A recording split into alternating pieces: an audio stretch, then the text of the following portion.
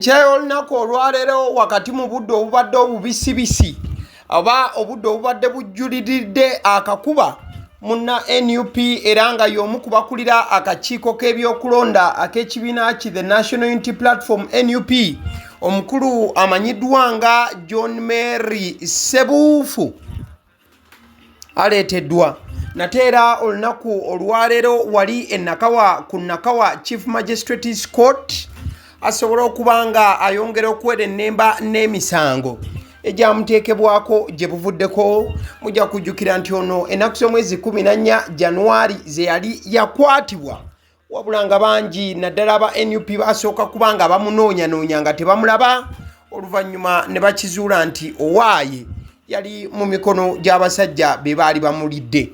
So olunaku olwaleero lwe lubadde olunaku olulala lwabadde asuubira oba olwegatta ku nnaku endala eziwerako zazze appearinga mu maaso g'omulamuzi. Osobola okuba ng'olengera Joel Ssenyonyi abadde atuuka wamu ne ba councils abalala. In fact ennaku zino ka Joel Ssenyonyi emisango agyekwatiramu direct era nga y'omu ku balawyers ba NUP kati abajjudde era nga n'omusango gw'olunaku olwaleero agubadde wakati. Katusooke tulabeko to proceedings as everything happened today. This court is closed. We have, however, presented court credible and substantial sureties. We pray that court agrees with us that these are substantial sureties. We, as the defense team, have explained to these sureties their obligations to this court, which they have understood, and they are ready to execute those obligations to the letter, Your Honor.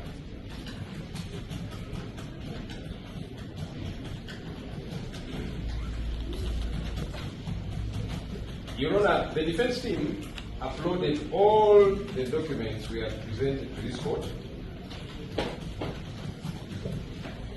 on the electronic court case management information system, ICMIS, on the 17th day of February 2026.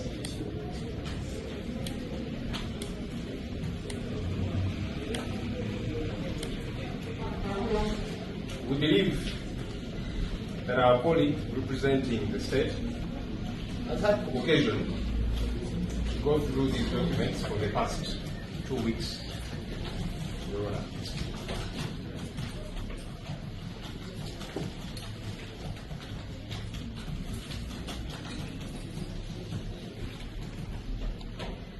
It is our prayer, Your Honor, that court grants the accused person bail on very lenient terms, Your Honor. We so pray. Yes, submission ya leader of opposition Honorable Joel Ssenyonyi atenga kati y'omu ku bannamateeka abajjuvu ab'ekibiina ki NUP The National Unity Platform mu bimu ku byabadde agamba ow'ekitiibwa omulamuzi amugambye nti tuleese abantu baffe ab'omuzinzi ddala okusobola okuba nga beeyimirira Lord Councillor John Mary Sebuwuufu era nga bano abadde abaleese mu nkula ey'okusaba bail oba ono bakkirize okuba nga bamweyimirira. Mukaddeke kamu Joel Ssenyonyi agambye omulamuzi nti babadde bannyonnyodde bulungi abazze okweyimirira John Mary Sebuwuufu biki bye balina okuba nga bakola era nti ddala babadde babimanyire ddala. Mukaddeke kamu Joel Ssenyonyi ayogedde nti babadde ba uploadinze dda empapula na buli kimu kyonna ekyetaagisa nga bakitadde ku mukutu gwa mateeka oba ekitongole ekiramuzi ebyo babitaddeyo dda nabwe ekityo kino Joel Ssenyonyi akisabye mu nkula yakubeera nti tebabaako kye bagamba nti oba beetegereza mpapula olw'ensonga ebintu babiteekayo dda mu nkola ey'empya ey'okukozesa omutimbagano emisango okuba nga gitambulirako here and there wabula gye bikkidde ng'okusaba kwa leader of opposition era nga yabadde omu ku bannamateeka ba omukulu John Mary Sebuwuufu kooti egambye nti addizibweyo paka ng'ennaku z'omwezi 10 omwezi gwa March ng'ate oludda oluwaabi lwe lwetegereza okusaba kwa bano ate era mu kaseera kamu ne kooti okwongera okwekenneenya bail application eyo. Kati nno bwe tuvaawo awo ensonga nga tukyali kuza by'amateeka, walabika ng'oggyeko banna opposition oba ng'oggyeko yes aba opposition okubeera nti bazze nga beemulugunya kusiga eddamuzi wano na wali. Omukulu amanyiddwa nga Asuman Basalirwa wali mu kakiiko aka PAC we babadde nga bagwisanyiza obwenyi. Soka owulirize wano. On the issue of these documents, you know that actually no verification happens. In actual sense, no verification happens. First of all, you are incapacitated. No state attorney says he's going to verify an ID and goes to neither or. They don't do it. They actually don't do it. And you know, me and you are practitioners. It's not that we are speaking from a theoretical point of view.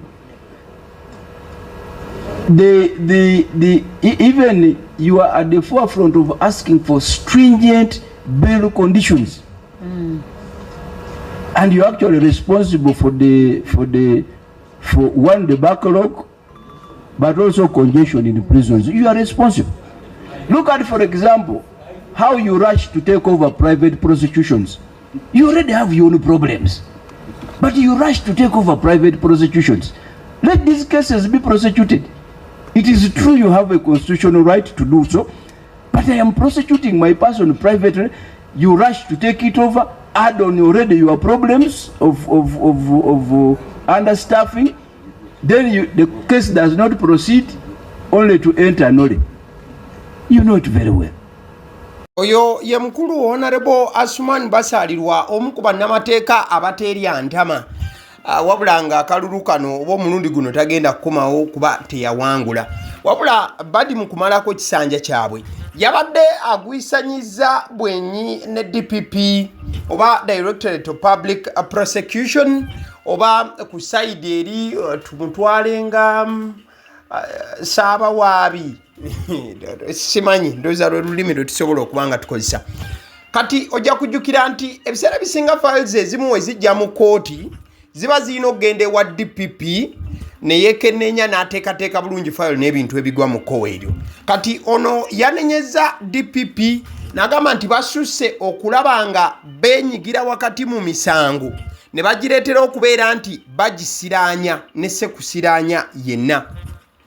Agamba nti ebiseera ebisinga ba state attorney bano oba ababeerawo ku lwa gavumenti mu kkooti bamanyi okukola kiremya mukaddeko okuba nti nno bawa omuntu bail. Ne bagamba nti omuntu ono asabye bail katugende tusooke tuwekenneenya empapula ze. Asuman Basalirwa yagambye nti nze ndi munnamateeka naawe ssebo DPP oli munnamateeka. Okimanyi bulungi we mugamba mbu kamutwale endaga muntu muzeekebejje naki kunira temugendayo. Mubeera mulimba muba mukola lukwesikwesi lwa kuwanvuya misango. Mukaddeke kamu n'agamba nti muteekawo n'amateeka amakakali naddala nga musetinga omuntu okuba nga asaba bail ne mumuteekako obukwakkulizo obugenze wala. Asuman Basalirwa mukaddeke kamu yanenyeza DPP Directorate of Public Prosecution n'amugamba nti mmwe muleetedde n'emisango okuziŋŋama n'okubeera emingi olw'ensonga nti omuntu ajja nga azze kuwaabira muntu we olw'okuba ssemateeka abakkiriza okutwala omusango ne gudda mu mikono gya gavumenti. Mwe mumala gabaka buli musango ogujja ate ng'olwedde mulina emisango egibamala mugirina mu bungi nnyo. Kati simanyi lwaki muba mwesiba ku misango gino olw'okuba ssemateeka abakkiriza okulaba omusango ne mutekinga interest nga gavumenti era nga DPP. Mukaddeke kamu n'agamba n'okugamba nti DPP be bavunaanyizibwa kubeera nga amakomera gajjudde. Bigambo byabadde bya Honorable Asuman Basalirwa in that line. Kale awo tubanga tuvuddewo katugendeko ewanina Rose still nga tukyali ku nsonga zino next side ya opposition. Kiwandiiko kyolaba kyawandikiddwa mwana muwala Nina Akankunda oba Kankunda Nina Rose. Agamba nti it is a big shame and disgrace to watch the very young politicians who once stood beside, marched with, and shared a common vision with now working hand in hand with the state We trusted you. We believed in you. We defended you. Yet you chose proximity to power over loyalty to the people. That choice will not be forgotten. History has a long memory and it judges without fear or favor. To our President, His Excellency Robert Kyagulanyi, we want you to know this clearly. We have not forgotten you. We are still here. We are still standing. We are still fighting. No intimidation, no bribery, no betrayal will make us abandon the cause. The people's struggles continue and our loyalty to the movement remains unshaken. Bigambo byawandikiddwa Nina Rose nga yemulugunya ku bannaabwe ababalyamu olukwe bwe batambulanga nenge essaawa zino beekulubeesa ne gavumenti mu buufu obufaananako bwe butyo. Kale bigambo bya Nina Rose mukadde ke kamu yaweereza ne Bobi Wine obubaka namugamba munnayiffe tetugenda kuvaamu tukyali naawe ate tukwagala. Ku screen ekifaananyi oba ebifaananyi byolaba bifaananyi ebikubiddwa olunaku olwaleero nakisomezi 3 March omwaka 2026 mukwano gwange agenda maaso okuba nti weekenneenya njagala okutegeeza nti olunaku olwaleero President Yoweri Kaguta Museveni abolaba babidiridde obulungi n'okutegeka. President Yoweri Kaguta Museveni agenda kusiibulula abasiraamu ku Millennium Grounds e Lugogo.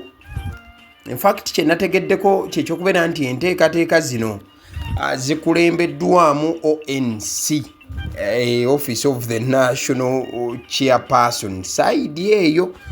So ku saidi y'abannaffe abayisiraamu it is happening saidi eyo. Kale ekifaananyi kyolaba kyekyenteekateeka te yabadde ku saidi y'abannaffe Abadvent, Uganda Union Mission of Seventh Day Adventist. Yes, abannaffe Abadvent nabo bakoze omukolo ogwabadde kula amalungi oba bemutera okuba nti muyita aba Seventh Day. In fact ekifaananyi kyolaba kya omumyuka w'owokubiri owa Katikkiro w'ekitiibwa Robert Wagwansibirwa yabadde atuuse. In fact yeyakiikiridde obwakabaka bwa Buganda wali mu kkanisa Ennajjanankumbi we wabadde omukolo ogw'okutuuza. Yes, batuuziza Ssaabalabirizi omujja ekankulageko wano. Batuuziza Ssaabalabirizi omujja ow'ekkanisa y'Abadvent. Ono nno nga ye omusumba Samuel Kajoba yatuuziddwa mu butongole. Yes, bwakabaka bwa Buganda bwabeegaseeko okulaba nti bajaguliza wamu ekkanisa y'Abadvent okubeera nti yafunye Ssaabalabirizi omujja omusumba Samuel Kajoba. Tubaagaliza birungi byereere bannaffe Abadvent mu buufu obufaananako bwe butyo mukwano gwange. Kale nga tuteekateeka okubeera nti tunaatera okuva wano mukwano gwange ekifaananyi kyolaba kya bavuzi ba booda. Munnange, I think I didn't give you that story, but you got the story anyway. Njagala okutegeeza nti kati wabula ennaku tezikyawera 14 ziri mu nnaku nga 12 12 okubeera nga ababooda bagobwa mu kibuga Kampala era nga abanaasigala balina okugoberera amateeka amakakali. KCC yataddewo stages 929 zokka okubeera nga zino ze zigenda okubeerako ababooda 2,787 nga buli stage ya booda egenda kubeerako abavuzi 30 bokka, wabula ogw'omuwendo nga gugenda kubeera mu divisions 5 ezikola Kampala. Central mugenda kuba mu stages 153, Nakawa stages 27, Machinde stages 29, Kawempe stages 192, ate Rubaga stages 168. Kati weeks 2 zezaweereddwa ababooda okubeera nti baamukira ddala ekibuga. Bangi babuuza nti naye weeks 2 zimala? Sobola okuba ng'ombolera mu comment section. Ale nzikiriza nkutegeeze ku bannaffe aba Honeybites bagamba nti bo omulimu gwe bakola gwa kukolera byakulya eby'abaana abadda ku masomero. we tugamba abaana abadda ku masomero saabo bokka abadda ku masomero wabula n'ababeera ewaka balina package ey'ebyokulya eby'abaana mu line efaananako bwetyo gwe bakubire bukubizi obagambe njagala package y'ebyokulya by'abaana abali ku masomero oba abaana abalya ebyokulya balina ebyokulya yogera ku daddies yogera ku binyeebwa amawogola yogera ku bagiya yogera ku cupcakes yogera ku donuts osobola okubafuna ku 0709 787508 ate era mukadde ke kamu bw'oba oyagala ku pizza size yonna era namba y'emu ate era mukadde ke kamu bakola ne cake eza buli mukolo babayita aba honey bites. Njagala n'okutegeeza ku bannaffe aba Alson Painters UG bano basiizi ba langi era nga balina obukugu mu kusiiga langi era bamanyi ne langi ki egenda ku kizimbe kyo era mu ruumu ki tebasobola kuddira langi yandigenze mu kisenge ate ne bagisiiga mu ddiiro ey'omu dining ne bagisiiga mu kinaabiro nedda. Alson Painters UG omulimu gw'okusiiga langi bagukugukira ddala basiiga ebizimbe okuviira ddala ku ruumu emu paka ku makalina n'amakalina gwe bakubira ebukubizo bagambe nti Alson Painters UG namaliriza okuzimba ekizimbe kyange. In fact ne bw'oba olina ekizimbe nga kikadde nga olaba langi yaakyo efaanana si bulungi Alson Painters UG bazze kugonjoola ensonga eno bakubire ku 0705 1936 be bannaffe aba Alson Painters UG. Aba Sedi Omusunsuzi lyerinnya eryange yenze aba Sedi Omusunsuzi yenze atuula emabega w'omuzindaalo buli lunaku era ly'eddoboozi ly'owuliriza ku mukutu guno aba Sedi Omusunsuzi ly'eddoboozi eryo era ng'omukutu kwoli gwe guno ogwagaliwo. Nagamba nti information yonna gy'olaba ku channel eno tetugattamu kintu kyonna ate tewali kye tutoolamu. Information nga bw'eba eyingiddewo ffe bwe tugikwata ne tugikuwa kati gwe omulabi n'osalawo ki ekyokukozesa information eyo. Kati kyogenda okukola mukwano gwange bw'oba omaliriza okulaba vidiyo eno likinga commentinga ki kyolowooza mukadde ke kamu subscribinga bw'oba nga omukutu guno oli mupya ate era mukadde ke kamu sharingira mikwano gyo girabe vidiyo eno ate ne videos endala ku mukutu guno. Agaliwo YouTube channel mwebale kutulaba.